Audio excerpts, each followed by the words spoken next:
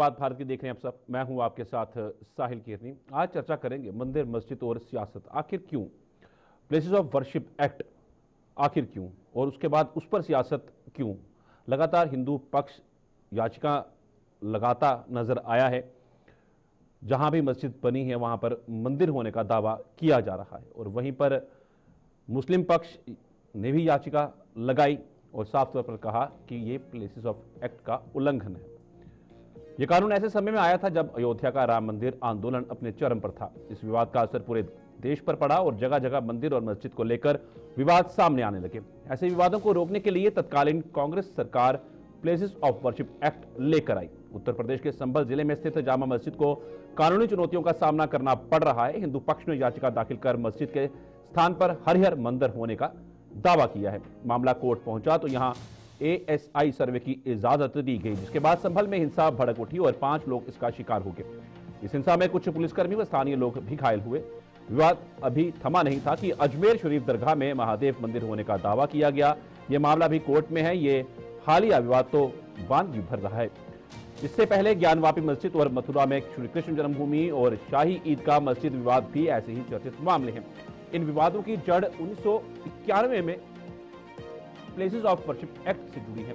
यह एक्ट 15 अगस्त 1947 से पहले अस्तित्व में आए किसी भी धर्म के पूजा स्थल को किसी दूसरे धर्म के पूजा स्थल में नहीं बदलने से रोकता है।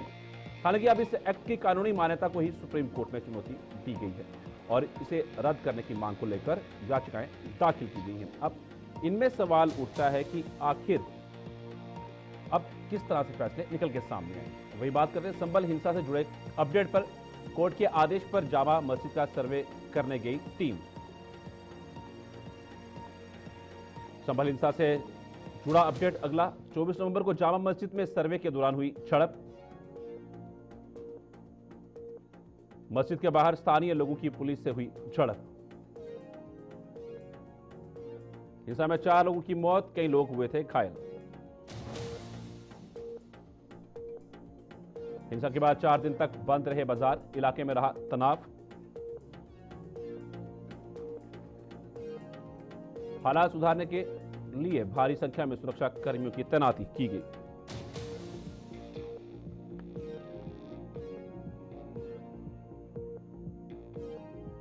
उपद्रवियों के खिलाफ शिकंजा कसने में जुटी योगी सरकार। अब तक 300 से ज्यादा उपद्रवियों के जारी किए गए पोस्टर। संभल हिंसा मामले में अब तक 32 से ज्यादा आरोपी गिरफ्तार। न्यायिक आयोग की टीम समेत कई एजेंसियां जांच में जुटी। संभल हिंसा पर जांच टीम ने किया एक और नया खुलासा। संभल हिंसा में पाकिस्तानी कनेक्शन आया सामने। संभल हिंसा में पाकिस्तानी फैक्ट्री के कारतूस चले। जांच टीम को नालियों से मिले कारतूस के खोखे। मामले पर सड़क से सदन तक सियासी घमासान जारी। सपा कांग्रेस प्रतिनिधि मंडल को संभल जाने से रोका गया। आज राहुल गांधी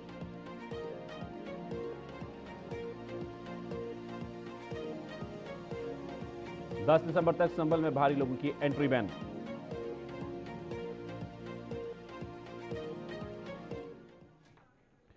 चलिए रुक करेंगे। चर्चा करना जरूरी है इस बात को। प्लेसेस ऑफ वर्शिप एक्ट आखिर अब ये वजूद में जिस तरह आया हुआ है और लगातार इसकी जो जोर पकड़ता जा रहा है पूरे भारतवर्ष के अंदर। इस वक्त हमारे साथ 3 खास मेहमान हमारे साथ जुड़ गए हैं। केसी जैन है, नेता बीजेपी से, श्रवण पांडे नेता कांग्रेस से, और संदीप मिश्रा अधिवक्ता सुप्रीम कोर्ट से।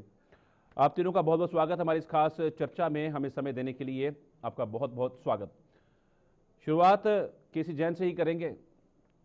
जिस तरह से प्लेसेस ऑफ वर्शिप एक्ट गूंज रहा है पूरे देश के अंदर और एक स्थिति कुछ अलग सी बनती हुई नजर आ रही है, जहां मुस्लिम पक्ष इसका हवाला देते हुए नजर आ रही हैं और वहीं पर जितनी भी याचिकाएं लगाई गई हैं उन पर यही बात आके सामने आ रही है कि मस्जिद के ऊपर मंदिर है।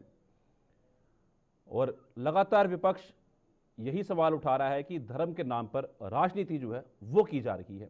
जी केसी जैन जी।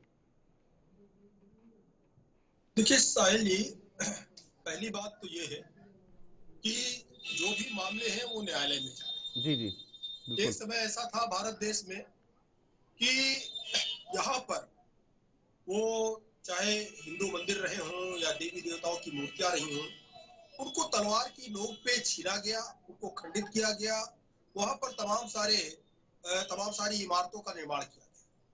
आज अगर हिंदू पक्ष न्यायालय के माध्यम से अपनी कोई बात रख रहा है तो किसी को आपत्ति नहीं होनी चाहिए। हाँ, ये जरूर है कि उस पर निर्णय न्यायालय लेगा। अब आप देखिए, संबंध में जो कुछ हुआ, जिस तरीके से हिंसा हुई, वहां पर कोई भी हिंदू समाज के लोग कहीं एकत्रित नहीं थे या किसी दूसरे समाज के लोग नहीं एकत्रित थे। केवल जो वहां पर थी फोर्स थी, सारा की सारा हमला फोर्स के ऊपर हुआ। रही बात ये कि वर्शिप एक्ट के अगेंस्ट अगर सुप्रीम कोर्ट में लोगों ने रुख किया है, जो जिनको लगता है कि आज इसकी आवश्यकता नहीं है या जिनको लगता है कि इसकी आड़ में कहीं ना कहीं हमारे हितों का हनन हो रहा है, तो अगर जिसको भी लग रहा है कि हमारे हितों का हनन हो रहा है, न्यायालय में जा रहा है। अब इस पे निर्णय न्यायालय लेगा। लेकिन जो लोग दंगा फसाद कर रहे हैं, जो लोग अस्थिरता पैदा कर रहे हैं, जो लोग पत्थरबाजी कर रहे हैं, जो लोग 41 राउंड फायरिंग करते हैं, पुलिस के बीच से ज्यादा जवान उसमें घायल होते हैं, साथ ही साथ जो वहां पे असलहे बरामद हुए, खोखे बरामद हुए, वो made in America, made in China, कहाँ कहाँ के असलहे बरामद हो रहे हैं। तो ये बहुत बड़ा षड्यंत्र था और शांतिपूर्ण तरीके से अगर न्यायालय के आदेश पे सर्वे हो रहा था, अगर घंटे 2 घंटे की वीडियोग्राफी हो जाती तो कोई आफत नहीं आने वाली थी। और न्यायालय के इस तरीके के निर्णय ऐसा नहीं कि आरन फारन में हो जाते हैं। या एक पक्ष को अगर उसके नकारात्मक भी न्यायालय का आदेश आता है, एक पक्ष के अगेंस्ट आता है, तो उसके लिए दरवाजे खुले हुए हैं।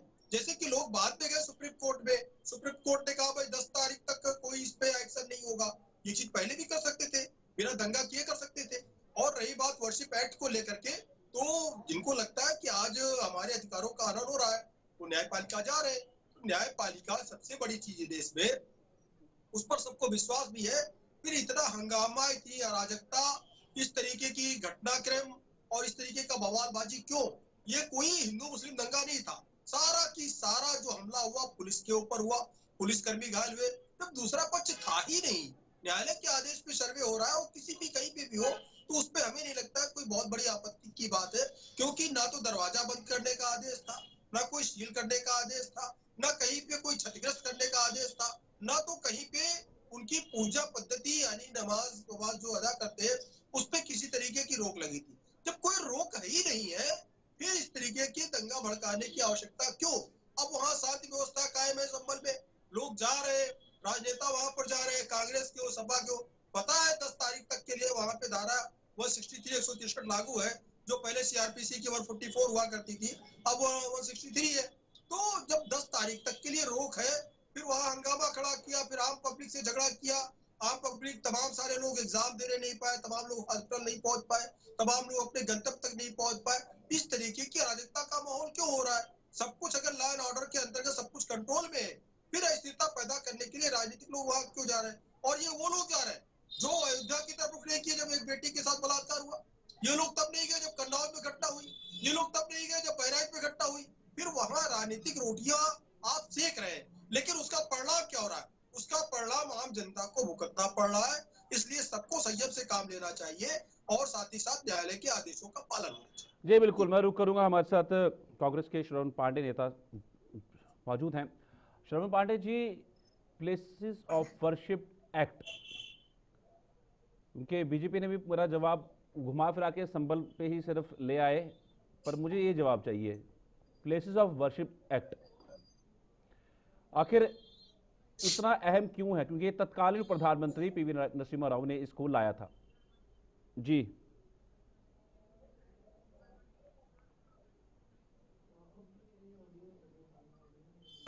और जो अभी केसी जी ने षड्यंत्र की बात कही, बहुत अच्छी बात कही कि भारतीय जनता पार्टी ने वहां षड्यंत्रों के जरिए दंगा कराने का काम किया।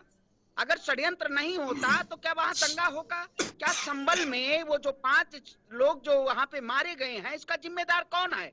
आखिर भारतीय जनता पार्टी उत्तर प्रदेश की योगी आदित्यनाथ की सरकार क्यों डरी हुई है कि एक विपक्ष के नेता एलओपी के लीडर जो है राहुल गांधी, वो पीड़ित परिवार से मिलना चाह रहे हैं, पीड़ित परिवार को संवेदना व्यक्त करना चाह रहे हैं, पीड़ित परिवार के साथ बैठना चाह रहे हैं, लेकिन भारतीय जनता पार्टी की सरकार क्या कर रही है? बैरिकेटिंग लगा दे रही है। आप देखा होगा आपने, कल गाजीपुर बॉर्डर पे इतना पुलिसिया तंत्र, 4 जिलों के पुलिस के लोगों को वहां एकत्रित कर दिया गया, और सिर्फ कि एक नेता को रोका जा सके। मैं पूछना चाहता हूं बीजेपी के प्रवक्ता से, क्या आपके शासनकाल में, क्या आज देश जिस तरीके से संभल में प्रभावित है, आखिर कौन लोग प्रभावित करने वाले लोग हैं? आप क्या इस देश में कानून को नहीं मानते हैं? आप संविधान को नहीं मानते हैं? प्लेसेस ऑफ वर्शिप एक्ट जो 1991 में है, क्या केवल कांग्रेस पार्टी के शासनकाल में? क्या आप बताइए, इस देश संविधान से चलेगा, लेकिन आप संविधान नहीं मानना चाहते हैं। न मानिए आप इस देश में बुलडोजर की नीति लाना चाहते हैं, आप इस देश में कानून व्यवस्था को ध्वस्त करना चाहते हैं। कहीं न कहीं ये साहिल जी पूरी तरीके से, जब वहां का सर्वे हो गया था एक बार, तो आखिर क्यों सर्वे दोबारा? तुरंत वहां पे निचली अदालत का फैसला आता है और तुरंत सर्वे दोबारा चले जाते हैं। आखिर जैन साहब कौन है? आप बताइए। जो लोग काफिले के साथ जाते हैं, वहां दंगा तो भड़काने की कोशिश की गई योगी आदित्यनाथ की सरकार के द्वारा। दंगा अगर नहीं भड़कता वहां पे, आखिर बुलडोजर चला दिया गया। इससे पहले भी सुप्रीम कोर्ट ने निर्देशित किया है कि बुलडोजर नहीं चलना चाहिए, लेकिन फिर भी बुलडोजर चल रहा है। आप कैसे चिन्हित कर सकते हैं? आपने चिन्हित कैसे किया? आपने ये लोगों को, आप पाकिस्तान से कनेक्शन, आप बताइए। मैं कहता हूं, आप प्रदेश के प्रधानमंत्री जी पाकिस्तान तो बिरयानी खाने गए गए थे, अब प्रधानमंत्री का कहां से कनेक्शन लगाया जाए? तो ये सवाल है। वाकई में उत्तर प्रदेश की कानून व्यवस्था ध्वस्त है, और भारतीय जनता पार्टी इस देश में मंदिर और मस्जिद के नाम पे अपनी राजनीतिक सियासत कराना चाहती है, और इस देश को बिल्कुल सही है। आपका कहना बिल्कुल सही है, उसमें कोई बदलाव नहीं होना चाहिए। 1947 से पहले क्या मंदिरों को तोड़ा नहीं गया था? क्या वो सही बात नहीं है? आप भी ये मानते हैं कि मंदिर नहीं थे, वो मस्जिद ही थे? जी, हमने भारत को अपने देखा आजादी के बाद, जो तमाम ऐसे, चाहे यथास्थिति कहीं की, चाहे जहां मंदिर हो कहीं मस्जिद हो, मैं कहता हूं अगर वाकई में आपको सब जगह मंदिर बनाना है, तो इस देश में संविधान की जरूरत ही नहीं है। इस दिन जैसे आपने देखा, जैसे चुनाव का घोषणा होती है, उसके बाद तुरंत मुद्दे को भटकाया जा सकता है कि आप कहीं न कहीं जो ईवीएम का मुद्दा, तमाम ऐसे मुद्दे हैं जहां भारतीय जनता पार्टी महाराष्ट्र में देखा होगा आपने कितनी बड़ी धांधली के जरिए, तो ये उन मुद्दों को साहिल जी दबाना चाहती है। इनको आपके मंदिर और मस्जिद से नहीं जरूरत है, इनको धर्म से जरूरत नहीं है। आज हम प्लेसेस ऑफ वर्शिप एक्ट पे बात कर रहे हैं, ये धर्म के ठेकेदार है। इस मुद्दे को कहीं और लेके जा रहे हैं। उत्तर प्रदेश की योगी आदित्यनाथ की सरकार अगर नहीं उत्तर प्रदेश को संभाल पा रही है, तो इस्तीफा दे देना चाहिए। बाबा को मठ में जाना चाहिए, क्योंकि वो मठाधीश है। मठाधीशों का काम सत्ता में नहीं रहा, वो सत्ता संभाल ही नहीं पा रहे हैं। चलिए, मैं वापस आता हूं आपके पास। मेरा अधिवक्ता है सुप्रीम कोर्ट के संदीप मिश्रा जी, मैं उनका रुख करना चाहूंगा। बहुत स्वागत है आपका, क्योंकि आप रोशनी आप ही डाल सकते हैं इस चीज के ऊपर, क्योंकि मैं रोकना चाहूंगा शर्मा पांडे जी। मैं वापस रुख करूंगा आपका, मैं मेरे साथ अधिवक्ता है, मैं उनके पास जा रहा हूँ, फिर मैं दोबारा वापस लौटता हूँ, क्योंकि हमारे दोनों जो ये वही कहते नहीं है, केवल कर लीजिए, मैं आपके पास आऊंगा, आपको जवाब देना इनकी बातों का। ठीक है, मैं संदीप मिश्रा के पास जा रहा हूँ। संदीप मिश्रा जी, जिस तरह से दोनों नेता हमारे, राजनीति शुरू हो गई, जैसे मैंने बात शुरू यही की थी कि राजनीति, जो प्लेसेस ऑफ वर्शिप एक्ट, वो कितना जरूरी है, कि इसमें कुछ बदलाव होने चाहिए, क्या इसको रद्द करना चाहिए? अगर रद्द होता है तो इससे क्या सांप्रदायिक सौहार्द जो वो बिगड़ने के आशंका है? देखिए, दूसरा सवाल तो लीगल नहीं है, तो पहले मैं लीगल सवाल पे दर्शकों को अपडेट कर दूं आपके। आज सुप्रीम कोर्ट में मैटर लगा हुआ था आइटम 22, लेकिन रीच नहीं किया मैटर, जो है समय की कमी के चलते जो है जी। तो प्लेसेज ऑफ वर्शिप एक्ट पे आज भी सुनवाई नहीं हो पाई। मैं आता हूं, बता दूं, जो प्लेसेज ऑफ वर्शिप एक्ट है 1991 का, कांग्रेस सरकार ने लाया था, और आपको भी पता है उसके पीछे इंटेंशन क्या था। हालांकि उसमें कहा गया कि हम पब्लिक ऑर्डर मेंटेन करने के लिए जो है प्लेसेज ऑफ वर्शिप एक्ट ला रहे हैं, और जिसके सेक्शन 2, 3 एंड 4 ये अंडर चैलेंज है बिफोर सुप्रीम कोर्ट। 2, 3, 4 में सबसे बड़ी जो बात है, दो चीजों पे ध्यान देना होगा। एक तो 15 अगस्त 1947 की स्थिति को बरकरार रखने के लिए कहता है। दूसरा, अदालती अधिकार हर व्यक्ति से ले लेता है जो इस अधिकार का प्रयोग करके किसी भी धार्मिक स्थान के रूप में परिवर्तन करना चाहता है। यह और अदालतों में जो मामले पेंडिंग है उनको भी अबेट करता है, मतलब कि खत्म कर देता है कि अगर हम रिलीजियस कैरेक्टर को लेकर के कहीं जाते हैं तो उसका कैरेक्टर हो जाएगा। मैं बेसिक मुद्दे पे आता हूं। जो अश्विनी उपाध्याय जी की पिटीशन है उसमें यह चैलेंज किया गया है कि यह एक्ट, क्योंकि public order is a matter of state, लोक व्यवस्था राज्य का कानून का क्षेत्र है, इसलिए केंद्र सरकार को इसको बनाने की क्षमता ही नहीं थी, लीगल कॉम्पिटेंस ही नहीं था केंद्र सरकार के अधीन, इसलिए यह कानून खत्म होना चाहिए। दूसरा, यह कानून इसलिए खत्म होना चाहिए कि यह व्यक्ति के अधिकारों का, जो न्यायालय में जाने का अधिकार है, उससे वंचित करता है। तीसरी बात जो है, माइनॉरिटीज को आर्टिकल 25 में अधिकार है कि अपने रिलीजियस प्रैक्टिस को प्रोफेस करें, प्रैक्टिस करें, प्रोपेगेट करें, उसका प्रचार प्रसार करें। लेकिन जहां कहीं भी हमारे मंदिर हैं जिनके ऊपर इस तरह की कोई ढांचा बनाया गया है, उसको वापस लेने से आजादी के आज 70 साल बाद भी जो है हमें अधिकार से वंचित करता है। तो ये 3-4 पॉइंट है जिसपे सुप्रीम कोर्ट में विभिन्न पक्षकारों की याचिका पेंडिंग है। लेकिन इस बीच जो एक चंद्रचूड़ साहब का ऑब्जर्वेशन आया था, उसके चलते आप देखिए कहीं से भी रिलीफ नहीं मिल रही है, खासकर जो विरोधी पक्षकार है जो ये चाहता है कि किसी तरह से सर्वे वगैरह ना हो। और आप देख रहे हैं कि सर्वे की कार्यवाही चाहे अजमेर में है हो रही है, संभल में हो रही है, बदायूं में भी केस दाखिल हो गया, इस तरह की चीजें हो रही हैं। तो अब देखना है कि कितने जल्दी सुप्रीम कोर्ट इस पे पर्दा डालता है, या ये कहे कि चीजों को दूध का दूध पानी का पानी क्लियर करता है, क्योंकि अगर नहीं करता है तो स्थिति तो बनी रहेगी चंद्रचूड़ साहब के ऑब्जर्वेशन की, और उस ऑब्जर्वेशन के प्रकाश में न्यायालय बाउंड डाउन है सुप्रीम कोर्ट के आदेश को फॉलो करने के लिए। तो निश्चित ही हिंदू पक्षकार या सिख पक्षकार या जैन पक्षकार अपने अधिकार की मांग तो करेंगे ही। संदीप मिश्रा, एक चीज़ और मैं समझना चाहूँगा, जिस तरह से ये एक तो याचिका रही सिर्फ प्लेसेस ऑफ वर्शिप एक्ट के ऊपर, पर इन सब के बीच में बहुत सी ऐसी जगह हैं जहाँ पर दावा किया गया है कि ये मंदिर थे, उनको तोड़ के मस्जिद जो है वो बनाई गई हैं। बहुत से हैं, वो चाहे मध्य प्रदेश में हो, चाहे कोलकाता में हो, चाहे कर्नाटक में हो, बहुत सी जगह, राजस्थान में भी यही बात सामने आई थी। और तकरीबन जो है ये 100 से ज़्यादा मामले हैं, जो कि अभी भी 25 से 30 मामले जो हैं वो विचाराधीन है कोर्ट के अंदर, चाहे वो निचली अदालत होगी या अपर अदालत होगी या सुप्रीम कोर्ट होगी।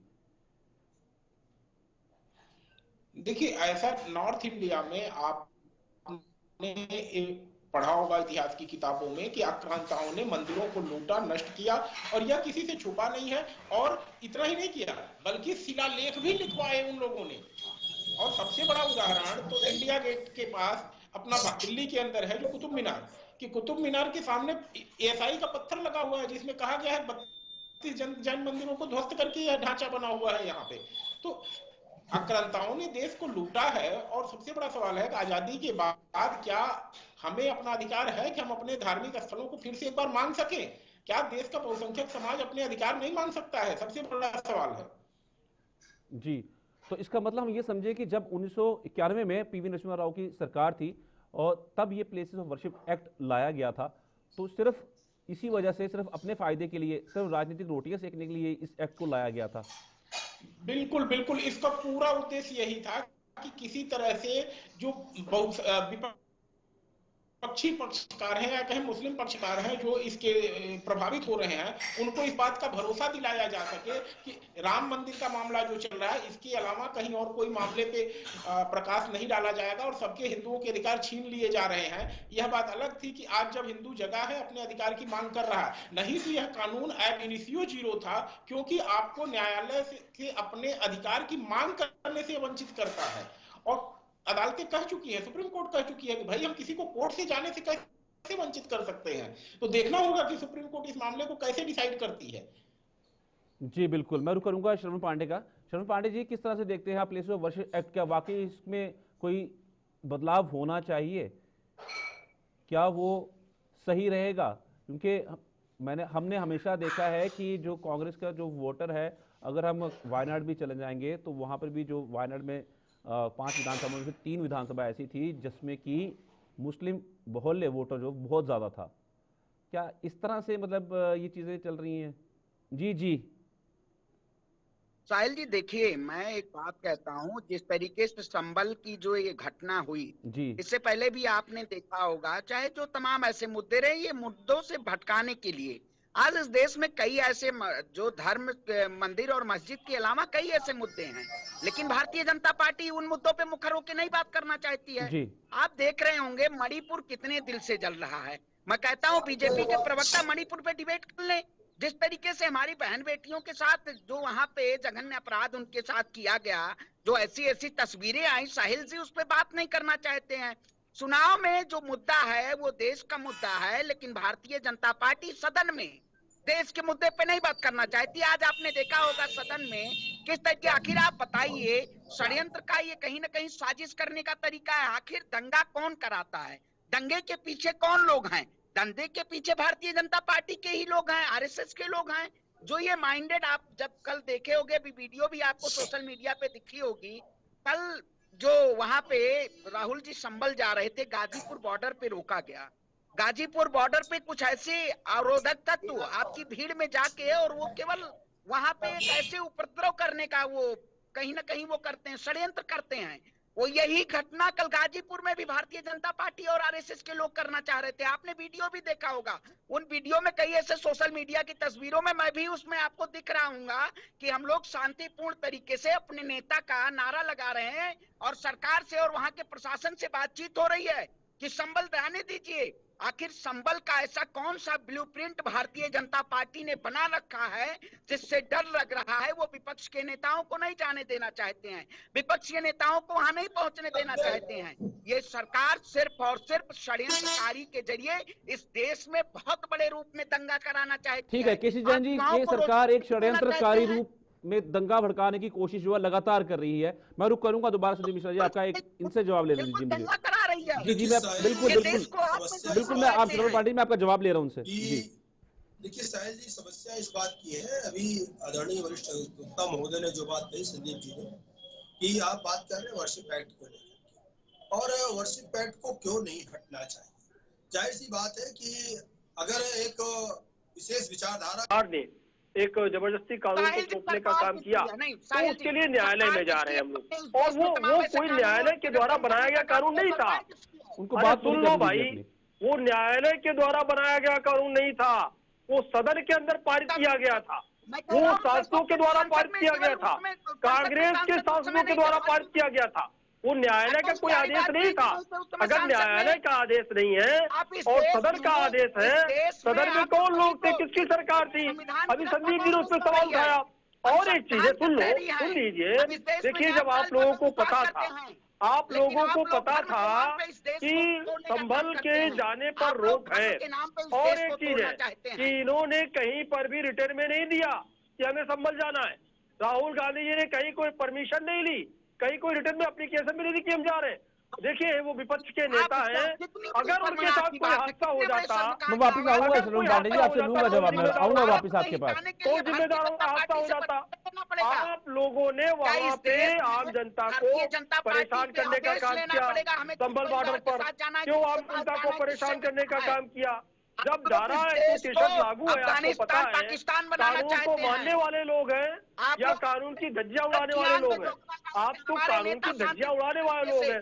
और जिसको आप हिंदू मुस्लिम दंगा कह रहे हैं, संभल में तो ऐसा कुछ हुआ भी नहीं, लेकिन आप लोगों ने संभल में ऐसा कुछ चलिए बात पूरी करने दीजिए उनकी, केवल लगातार धारा की बात पूरी दो, मैं आपसे जवाब देता हूँ वापिस। देखिए, वहाँ पर जिस तरीके से राहुल गांधी जी ये लोग, ना तो उन्होंने परमिशन लिया, ना तो उन्होंने रिटर्न में दिया कि हमें जाना। मैं आता हूँ वापस आपके पास, मैं आता हूँ। गांधी जी ने कहीं पे मैं चाहता हूँ कि राजनीति ना हो, उस पर उठ के काम करने की जरूरत है, ताकि सांप्रदायिक सौहार्द जो बनी रहे। अगर प्लेस ऑफ वर्शिप एक्ट में अगर कोई भी फैसला आता भी है तो वो हक में होना चाहिए जनता की, चाहे वो हिंदू हो चाहे वो मुस्लिम हो। जी बिल्कुल बिल्कुल, मैं करता हूँ रुका आपका, मैं किसी की बात पूरी होने दीजिए जी। ये लोग चाहते थे कि वहाँ हंगामा हो, भारत वहाँ हिंदू मुस्लिम हो, लेकिन वहाँ पे प्रशासन ने बहुत ही बुद्धिजीवता के साथ काम किया। प्रशासन लगातार अनाउंस कर रहा था, आप लोग घर जाइए, राजनीति के चक्कर में मत पड़िए। वहाँ तो कोई हिंदू मुस्लिम हुआ ही नहीं। वहाँ पे आप इसको चलिए मैं करता हूँ, रुक आप दोनों रुक करता हूँ। इस तरह चर्चा नहीं होती, इस बात किसी को समझ नहीं आएगी आप क्या कह रहे हैं, आप क्या कहना चाहते हैं, किसी को समझ नहीं आएगा, ऐसी चर्चा होना होगी, ऐसी चर्चा नहीं होगी। सर प्लीज, तो आपको इसी बात की सर प्लीज समझे इस बात को, ऐसी चर्चा नहीं होगी, समझ ही नहीं आएगी बात, क्या फायदा। पढ़ के लाया करें, आरएसएस की खबरें, व्हाट्सएप की खबरें लाके मत यहाँ बैठा करें। सदन में एक तो प्रदेश के प्रधानमंत्री नहीं बोलने देना चाहते हैं, डर लग रहा है उनको, इस देश में मुद्दों पे नहीं बात करना चाहते हैं। राहुल गांधी वहाँ क्या करने गए थे? राहुल गांधी बहराइच जाएंगे क्या? बहराइच के पीड़ितों को मिलेंगे राहुल गांधी? प्रधानमंत्री मणिपुर गए, अयोध्या जाएंगे क्या? मणिपुर गए?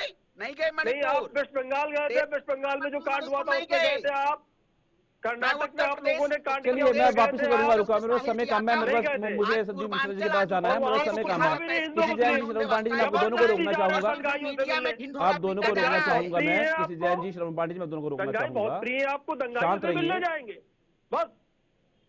मुझे संदीप मिश्रा जी का रुक करना। संदीप मिश्रा जी, देखिए एक आंकड़ा मेरे पास है, जामा मस्जिद को और शेख सलीम चिश्ती की दरगाह फतेहपुर सीकरी उत्तर प्रदेश, अटाला मस्जिद जौनपुर उत्तर प्रदेश, शमसी जामा मस्जिद बदायूं उत्तर प्रदेश, टीले वाली मस्जिद लखनऊ उत्तर प्रदेश, कमल मौला मस्जिद धार मध्य प्रदेश, अजमेर शरीफ दरगाह राजस्थान, बाबा बुद्धगिरी दरगाह चिकमंगलूर कर्नाटक, कुतुब मीनार दिल्ली, जुम्मा मस्जिद मंगलुरु कर्नाटक, ज्ञानवापी मस्जिद वाराणसी उत्तर प्रदेश, शाही ईदगाह मस्जिद मथुरा उत्तर प्रदेश, जामा मस्जिद संभल उत्तर प्रदेश, और उसके बाद पश्चिम बंगाल के मालदा में स्थित अदीनी मस्जिद पर भी दावा किया जा रहा है वे मंदिर तोड़कर बनाई गई थी। मध्य प्रदेश के बीजा मंडल मस्जिद पर भी कुछ समय के लिए यह विवाद चल रहा है। इतने ये विवाद चल रहे हैं, तो हर किसी में यही बात निकल के सामने आती है, मुस्लिम पक्ष की जो याचिका लगती है उस पर यही कहा जाता है कि ये उल्लंघन है 1991 प्लेसेस ऑफ वर्शिप एक्ट का। साहिल जी, अब इसके बाद अभी पिछले 4 साल लिस्ट में है, सुप्रीम कोर्ट में है। शांत रहिए सरवन जी, हर समय फिगर है, एक फिगर है, मेरी फिगर नहीं है, ये फिगर है, एक ऐसी याचिका लगी हुई है, मिलता है आप भाग जाते हैं, संसद की कार्यवाही चल रही है, ऐसी याचिका लगी हुई है। मैं अधिवक्ता से इसके बारे में पूछ रहा हूँ, वही बात, ये याचिका लगी हुई है। मैं आपके बाद मैं किसी पे मैं उंगली नहीं उठा रहा हूँ, मेरी अपनी नहीं है। हम सच को हमेशा उठाने का उठाए, सच को उठाएं, उसमें क्या है? हमारी आवाज को मत दबाइए। हम किसी की आवाज नहीं दबा रहे, किसकी आवाज दबाई? नहीं साहिल जी, आप हाँ वही बिल्कुल, आज हम सच की बात करते हैं, सच की बात करते हैं। सरवन जी, एक सेकंड मुझे आप लिस्ट बनाइए, इस देश में बेरोजगारी की लिस्ट नहीं बनाएंगे आप। बिल्कुल बननी चाहिए, वो आज मेरा मुद्दा वो नहीं है ना, बेरोजगारी। आज हम बेरोजगारी में बात नहीं कर रहा हूँ श्रवण पांडे जी, आप भटक रहे हैं, क्योंकि जब से बात करना शुरू की है, चाहे बीजेपी चाहे कांग्रेस, दोनों उस बात पे नहीं आ रही, प्लेसेस ऑफ वर्शिप एक्ट पे नहीं आ रही है। मैं इस पे बात करना चाहता था, पर आप दोनों ने इस पे आए, मैं अधिवक्ता से बात कर लूं, क्योंकि मैं इस पे हूं। आज हम बेरोजगारी भी बात करेंगे। बातों को घुमा के आप दूसरी जगह ले जा रहे हैं। नहीं संदीप जी, देखिए सरवन जी, आपकी बात, साहिल जी, देखिए बिल्कुल, हम नहीं दूसरी जगह, सभी लोग सुन लीजिए, आपको ले जाएंगे। सुन लीजिए, मैं कभी चोरी कर रहा हूँ, आप संभल चलिए। मैं नहीं कर रहा हूँ, आप संभल चलिए। जब तक मैं आपको संभल ले भी नहीं करूंगा, आप जाना। देखिए, मैं पैनलिस्ट नहीं हूँ, भाजपा का प्रवक्ता नहीं हूँ, आप चुप नहीं कर रहे हैं, मैं आपका पूरा समय दिया मैंने आपको। जब तक सुप्रीम कोर्ट से इस मामले का पटाक्षेप नहीं हो जाता है, सुप्रीम कोर्ट का कोई फैसला नहीं आ जाता है, निचली अदालतें पूरी तरह से इसकी आवाज ऑन कर दी श्रवण पांडे जी, आवाज बंद कर दीजिए। सरवन जी, इतना तो तरीका होना चाहिए आपके पास, सरवन जी, इतना तरीका तो होना चाहिए। जी संदीप जी, मैं कह रहा था साहिल जी कि जब तक ऑफ वर्शिप एक्ट पे सुप्रीम कोर्ट से कोई रोक नहीं है, खासकर सर्वे के लिए, तो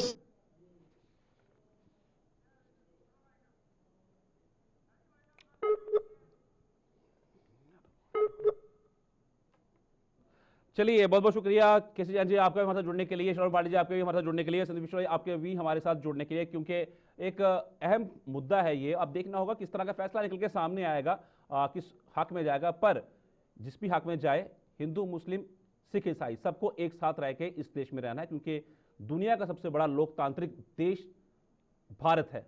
आज के बाद भारत में इतना ही, दीजिए इजाजत, नमस्कार।